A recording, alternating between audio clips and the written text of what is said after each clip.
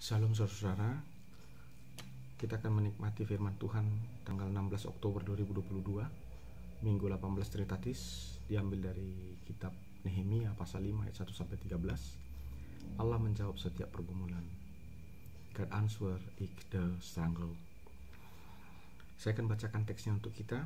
Nehemia memperhatikan keluh-keluhan sesama. Maka terdengarlah keluhan yang keras dari rakyat dan juga dari pihak para istri terhadap sesama orang Yahudi.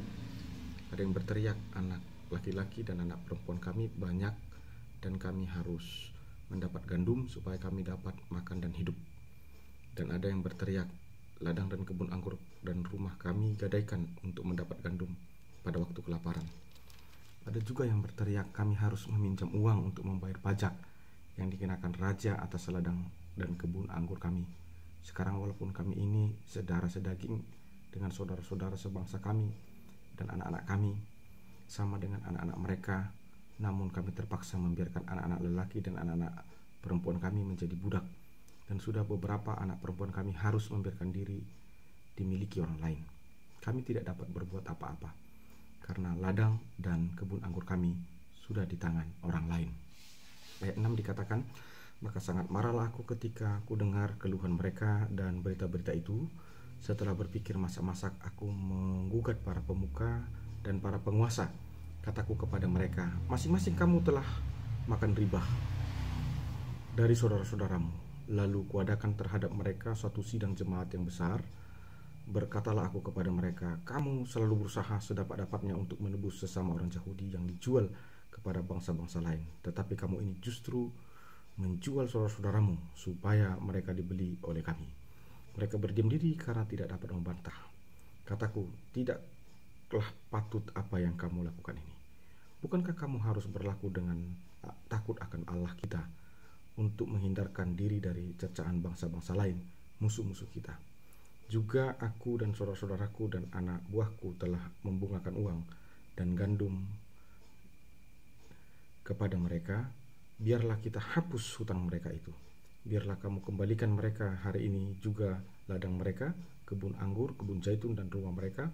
Pula hapuskanlah hutang mereka, yakni uang serta gandum, anggur dan minyak yang telah kamu tagih dari mereka. Berkatalah mereka, itu akan kami kembalikan dan kami tidak akan menuntut apa-apa dari mereka. Kami akan lakukan tepat seperti yang engkau perintahkan. Lalu memanggil para imam dan menyuruh mereka bersumpah bahwa mereka akan menepati janji mereka. Juga kukebaskan lipatan bajuku sambil berkata, demikianlah setiap orang yang tidak menepati janji ini akan dikebaskan Allah dari rumahnya dan hasil jerih payahnya. Demikianlah ia dikebaskan dan menjadi hampa, dan seluruh jemaat berkata amin. Lalu memuji-muji Tuhan, maka rakyat berbuat sesuai dengan janji itu. Saudara-saudara, jika kita renungkan teks ini, Allah menjawab setiap pergumulan kita. Bagaimanakah cara Allah menjawab pergumulan kita? Saudara-saudara, cara Allah menjawab pergumulan kita itu bukan Allah langsung mengoyakkan surga dan turun dari surga dan langsung menjawab pergumulan kita. Allah menjawab pergumulan kita melalui presentasinya, melalui perwakilan-perwakilan yang dia utus itu. Nehemia adalah konteks ketika bangsa Israel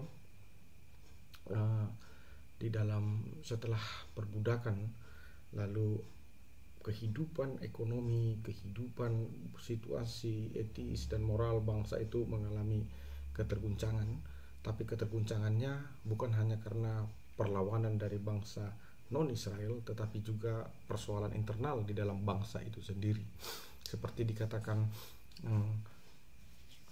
Presiden Soekarno bahwa hal yang terberat dalam sejarah bangsa kita ini adalah bukan melawan bangsa lain atau penjajah, tetapi hal terberat adalah melawan bangsa sendiri. Begitulah kira-kira yang terjadi pada situasi Nehemia di tengah-tengah kehidupan konteks orang Israel. Dalam ayat 1 sampai dengan ayat yang ke-5, kita menemukan tindak kejahatan yang dilakukan oleh bangsa itu terhadap sesamanya, saudara-saudaranya sebangsa. Nah, ketika Nehemia sampai ke daerah Yahudi, lalu jemaat itu mengadu atau menceritakan apa yang terjadi kepada mereka.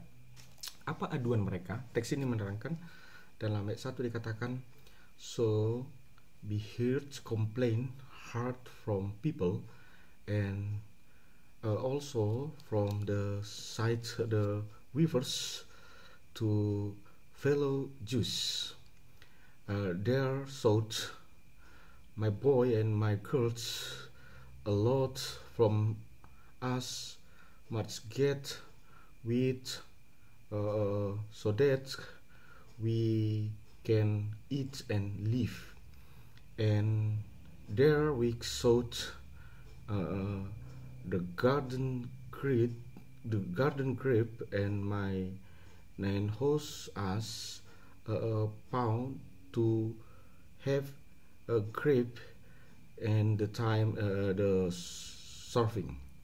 Also there we sought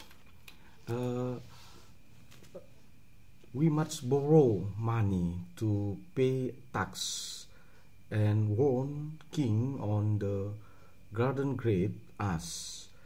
And now I'll talk as that blood flesh with my brothers countrymen us and children us with the children them. However, as first let the boy and the girls as become slave, and already some my daughter as much to let him own order. We not can do nothing because garden grape us already in hand other people. Dikatakan di sana dalam ayat 1 dikatakan bahwa di anak laki-laki dan anak perempuan dari mereka harus mendapatkan gandum supaya mereka dapat hidup. Perhatikan bagaimana anak-anak di bawah umur harus dipekerjakan supaya mereka bisa makan gandum dan hidup. Itu kejahatan pertama. Bagaimana sesama umat Tuhan tidak memperhatikan bagaimana anak-anak kecil, justru mereka terpaksa karena sistem yang dibangun, sistem politik yang dibangun, maka anak-anak kecil dipekerjakan supaya mereka bisa makan gandum dan bisa untuk hidup. Dan the complaint two atau aduan yang kedua adalah and then sought the garden grape, kebun anggur, and home as rumah mereka, kebun anggur dan rumah mereka pound digadaikan to have grape the time starving. Mereka menggadaikan rumah mereka karena dalam waktu yang kelaparan. Lalu keluhan yang ketiga, mereka mengatakan we must borrow money to pay tax. Mereka harus meminjam uang untuk mampu membayar pajak. Artinya pemerintah justru menaikkan pajak kepada rakyatnya, yang itu adalah rakyatnya, kawannya sebangsa. Sampai karena itu mereka harus borrow money to order. Mereka harus meminjam uang kepada orang lain. Karena ladang mereka, the garden grape, telah tergadai.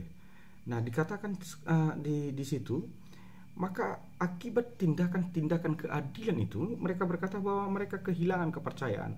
We have the loss of the trust to the king, to brother, kebersamaan persaudaraan. Mereka kehilangan kepercayaan karena dikatakan all talk as the blood flesh atau flesh blood, sedara dan sedaging, tetapi justru mereka harus membiarkan anak-anak mereka, anak laki-laki dan perempuan mereka, the boy and the girls become slave, menjadi budak bagi negara lain. Dan sudah beberapa dari anak perempuan mereka harus membiarkan diri mereka untuk the own order, untuk dimiliki oleh orang lain. Dikatakan karena sistem politik yang dibangun itu, maka rakyat tidak dapat berbuat apa-apa. Karena itu dikatakan dalam ayat ini, dikatakan we can do nothing. Kami tidak bisa berbuat apa-apa. Because garden gave us already in hand the other people. Karena rumah mereka, ladang anggur mereka sudah ada di tangan orang lain. Nah, kejahatan-kejahatan ini justru dilakukan oleh pemimpin Israel. Dan korban daripada kejahatan itu adalah orang-orang Israel itu sendiri. Nah, ketika Nehemia mendengar keluhan-keluhan rakyat ini, apa yang dilakukan Nehemia? Dikatakan dalam 6, so I am very angry. Aku menjadi sangat marah when I hear complain them and the news that. Aku menjadi sangat marah ketika aku mendengar keluhan dan berita mereka. Saudara-saudara, Nehemia adalah contoh atau model seorang imam, seorang prophet, seorang nabi yang berani untuk menyatakan yang benar, dan dia tidak masuk dalam arus kekuasaan, dan dia tidak takut untuk mengkritiki para penguasa. Dia pro kepada rakyat, dia pro kepada penderitaan rakyat. Nah, bagaimana dengan sistem kehidupan rohani gereja kita? Bagaimana dengan sistem nilai-nilai kekristenan kita?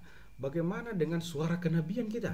Bagaimana dengan jiwa imam kita? Karena Petrus berkata seluruh orang yang percaya adalah imaman amrajani. Bagaimana suara keimaman kita? Apakah kita justru menggunakan jabatan keimaman kita adalah untuk mengambil posisi aman dekat dengan pemerintah, atau kita juga berani mengkritik pemerintah agar pemerintah hidup sesuai dengan kebenaran firman Tuhan seperti yang dilakukan Nehemia? Kita membutuhkan pelayan-pelayan, kita membutuhkan nabi-nabi, kita membutuhkan imam-imam seperti model yang dimiliki oleh Nehemia, yaitu imam, nabi yang pro kepada rakyat, nabi imam yang menjawab persoalan-persoalan yang terjadi di tengah-tengah kehidupan rakyat. Nah, saudara-saudara, ketika Nehemia mengetahui bahwa pemimpin-pemimpin bangsanya telah menyengsarakan bangsanya, apa yang dilakukan Nehemia? Dikatakan dalam ayat yang ke-7, after think carefully, setelah aku berpikir masak-masak, I am so the people leader, aku menggugat para pemimpin and people ruler, para penguasa. I said to them, aku berkata kepada mereka, EQ has it the usury. Kamu masing-masing telah memakan riba. Dan dikatakan di sana, them I do it to them something the congregation big. Dan dia mengatakan bahwa tindakan yang dilakukannya adalah ia mengadakan suatu the big congregation, satu sidang jemaat yang besar. Nah, saudara-saudara, untuk menyelesaikan persoalan, maka persoalan itu tidak boleh diselesaikan secara personal, tetapi persoalan itu harus dilakukan secara komunal, yaitu the congregation big, the big congregation, sebuah sidang yang besar. Nah, saudara-saudara, di dalam sidang itu Nehemia menyatakan dan mensuarakan keluhan-keluhan itu. Di sana dikatakan Nehemia kepada para pemimpin itu, kepada penguasa itu, dikatakannya ini, I said to them, we always try as possible to redeem fellow the Jewish people with your for sale to nation order. Harusnya dikatakan, seharusnya kamu sedapat-dapatnya menebus orang-orang Yahudi yang telah dijual, sale kepada bangsa lain, the nation people. But you presently tetapi kamu justru menjual your brothers, so that both to gains to us, and them silent self, because we not argue. Nah, dikatakan dalam teks ini, ketika sesuatu kebenaran dikatakan di tengah-tengah congregation, dikatakan di tengah-tengah persidangan, maka kebenaran yang benar-benar, kebenaran yang disuarakan secara benar itu akan membuat orang menjadi tidak dapat membantah. Nah, ini yang paling menarik untuk kita simak. Banyak orang yang takut mengatakan kebenaran karena dia memikirkan bahwa ketika dia akan mengatakan kebenaran itu, dia tidak akan mampu karena dia menghadapi dengan orang-orang penguasa, orang-orang petinggi. Menurut Alkitab hal itu adalah tidak benar. Nehemia dengan keinginan yang benar, dengan cara yang benar, ia mampu membungkam para penguasa, ia mampu membungkam para penguasa di tengah-tengah persidangan, di tengah-tengah persekutuan, di tengah-tengah unity the congregation, the people. Karena itu saudara-saudaraku, apabila kita menghadapi satu persoalan yang pelik di tengah-tengah gereja, tentu Alkitab menyarankan kepada kita harus menyelesaikannya secara bersama-sama di dalam sebuah persidangan, di dalam sebuah congregation. Sehingga jika saudara mengatakan satu kebenaran di kediktua atau di onan atau di pasar-pasar, itu bukan tempat yang benar. Justru itu akan menghancurkan saudara sendiri, karena your motivation, your motivation, you must say it in the place right. Motivasimu yang benar atau the right thing, you must say, you must talk in the place right. Harus saudara katakan di tempat yang benar. Jadi tidak cukup hanya pemikiran yang benar, tidak cukup hanya perkataan yang benar, dia juga harus disampaikan di tempat yang benar. Dan tempat yang benar itu adalah the congregation people, sidang jemaat, sidang orang-orang. Nah, saudara-saudara, ada juga kita yang menarik melihat para the rural ini dan kepada leader Yahudi ini, ketika mereka mendengar pernyataan yang tajam dan benar dari Nehemia, dikatakan them silent self, the silent self, because not can argue, karena mereka tidak dapat membantahnya. Mereka berdiam diri karena mereka tidak dapat membantahnya. Inilah the power of the truth. Inilah kuasa, kekuatan daripada kebenaran. Karena di mana kebenaran itu dibicarakan di dalam konteks yang benar, maka kebenaran itu akan membuat seseorang we cannot argue, tidak akan dapat membantahnya. Nah, itu juga yang mau disampaikan firman Tuhan kepada kita. Saudara-saudara, apabila kebenaran firman Tuhan sudah disampaikan kepada kita, seharusnya kita jangan lagi tegak tengkuk, gak usah lagi kita coba ambil-ambil kebenaran atau berbantah-bantah atau mau ambil interupsi. Marilah kita menintrospeksi atas apa yang telah kita dengar itu. Itu lebih baik, seperti yang dilakukan oleh para leader dan para ruler orang Yahudi ini. Mereka mengakui bahwa mereka telah melakukan kesalahan. Nah, Nehemia katakan kepada mereka, tidak patut tindakan kalian ini. Harusnya kalian ini takut sama Tuhan. Harusnya kalian ini menjaga mereka, bukan justru menjual mereka. Tapi it's okay, itu sudah terjadi. Tapi inilah yang harus kita lakukan, katanya. Marilah kita bekerja sama untuk membayar hutang itu. Dan jangan lagi kalian merampas tanahnya, ladangnya, dan rumahnya. Kembalikanlah. Nah, di dalam teks ini dikatakan akhirnya mereka setuju. Artinya saudara-saudara, sebenarnya segala sesuatu itu akan sangat mungkin sampai kepada hasil yang baik jika segala sesuatu itu dilakukan dengan cara musyawarah atau mufakat atau congregation itu sendiri. Jadi marilah kita membudayakan sistem congregation itu, sistem musyawarah itu di tengah-tengah kehidupan berkeluarga, berumah tangga, terkhusus di tengah-tengah gereja. Jadi jangan selesaikan permasalahan dengan cara legitimasi kekuasaan. Jangan selesaikan masalah dengan otokrasi kekuasaan. atau dengan arogansi kekuasaan, itu akan mencelakai saudara sendiri dan mencelakai umat yang saudara pimpin. Tapi mari kita ikuti arahan firman ini melalui teladan Nehemia dan para ruler dan kepada leader Yahudi sini, bagaimana persoalan itu diselesaikan dengan cara musyawarah atau congregation itu sendiri.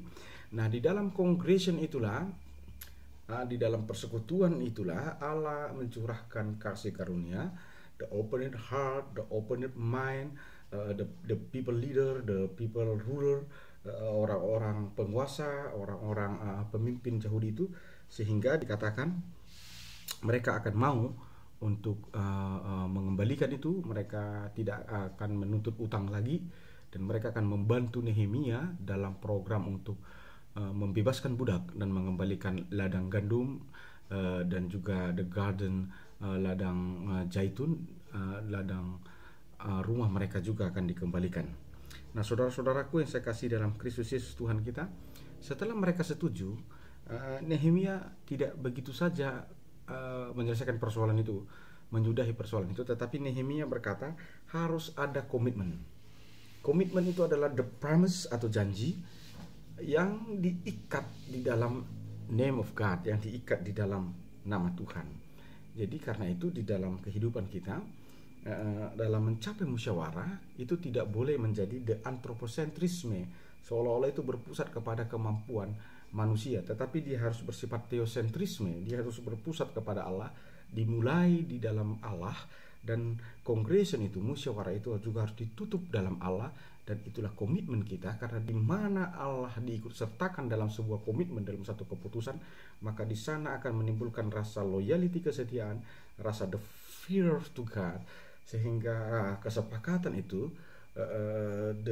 menjadi sesuatu yang bernafs dan bermiliki roh atau the spirit. Nah, ada komitmen yang diambil. Apa komitmen itu? Nehemia dalam ayat 13 dikatakan, also I shake off, saya kebaskan, fold my dress, kerah baju ini, lipatan baju ini, while said, dia sambil berkata that if people will not keep the promise, this will shake off God from home and from result hard work his. Tuhan akan mengebaskan dia dari rumahnya dan akan mengebaskan dia dari hasil jerih payahnya. And so he shake off and becomes empty, dan dia akan dikebaskan menjadi hampa. Saudara-saudara, ketika komitmen diambil, maka orientasi yang membuat kita taat adalah bukan ancaman manusia, tapi ancaman Tuhan. Itu yang menjadi kesimpulan dalam teks ini. Jika saudara mengamini satu janji, tapi barometer saudara adalah hukum manusia, dipastikan saudara pasti akan ingkar. Tapi ketika saudara mengambil janji dan komitmen, tapi barometer saudara adalah takut akan Tuhan, maka dipastikan saudara akan loyalty, saudara akan setia kepada apa yang saudara putuskan. Nah, jika saudara berkata, kenapa saya sering rentan pada kemungkaran, kenapa saya sering jatuh kepada hal-hal yang tidak setia? Karena memang ketika Anda mengambil komitmen, ketika Anda mengambil keputusan, orientasi saudara itu kepada takut pada manusia, not the fear to God, takut kepada Allah. Nah, mari kita ganti saudara. Komitmen-komitmen yang saudara ambil, atau yang sedang saudara ambil, atau yang akan saudara ambil, cobalah dia menjadi teosentrik, bukan kepada antroposentrik. Tapi arahkanlah komitmen-komitmen yang telah Anda ambil, yang akan Anda ambil, dan yang akan Anda ambil. Arahkanlah dia kepada takut akan Tuhan, dan Roh Tuhan akan menyertai saudara untuk menguatkan saudara untuk tetap the loyalty to your promise, to keep your promise. Nah, tetapi ketika saudara mencoba bermain-main dengan apa yang telah saudara ikrarkan di hadapan Tuhan, dan ketika dalam komitmen itu telah ada Tuhan, dan Tuhan telah bercampur tangan to intervention God in your promise, maka di sana akan ada konsekuensi. Konsekuensinya dikatakan di situ adalah I shake off atau shake off, dikebaskan. Ketika dikatakan shake off atau dikebaskan, itu mengatakan saya terbuang, dibuang. Nah, oleh karena itu saudara-saudara, marilah kita untuk belajar takut akan Tuhan, supaya Tuhan tidak meng-shake off hidup kita, tidak meng-shake off kita daripada hard work kita, dari kerja keras kita, dan Allah tidak men-shake off kita dari rumah kita, tetapi Allah memberkati kita dan menyertai kita dalam segala hasil jerih payah kita. Dan ketika keputusan itu diambil dan dikatakan, and all the congregation said amin, dan semua peserta sidang itu atau jemaat itu berkata amin, then glorified God, dan mereka memuliakan Tuhan. And so people do accordance to promise this, dan mereka berbuat sesuai accordance with the promise this, berbuat seperti dengan janji itu. Karena di mana Allah dimuliakan, maka loyalty akan hadir di sana. Tapi di mana Allah ditinggalkan, maka pengkhianatan akan terjadi di sana. Nah, sesuai dengan tema kita, God answer is the struggle. Tuhan akan menjawab setiap pergumulan. Nah, saudara-saudara, jawaban Tuhan itu hadir. Yang pertama, Tuhan tidak akan turun dari langit untuk menjawab pergumulan saudara, tetapi Tuhan akan mengutus orang untuk menjawab pergumulan saudara, menjadi presentasi Allah untuk menjawab pergumulan saudara. Itu bisa melalui imam, itu bisa melalui nabi, itu bisa melalui rasul, itu bisa melalui khotbah, itu bisa melalui nasihat, itu bisa mulai dari berbagai hal.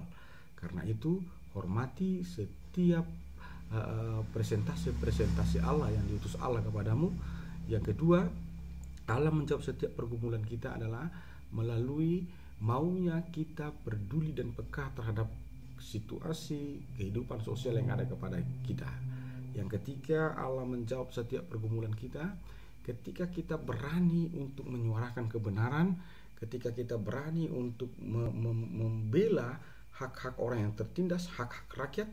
Yang keempat, Allah menjawab setiap pergumulan di dalam congregation, di dalam musyawarah, di dalam permufakatan, di dalam persidangan. Kelima, Allah menjawab pergumulan kita. God answer is the strugglers ketika kita mau mengakui kesalahan kita. Ketika kita tidak mau lagi berdebat dan membantah tentang atau berspekulasi tentang apa kesalahan kita, tetapi kita mau mengakui.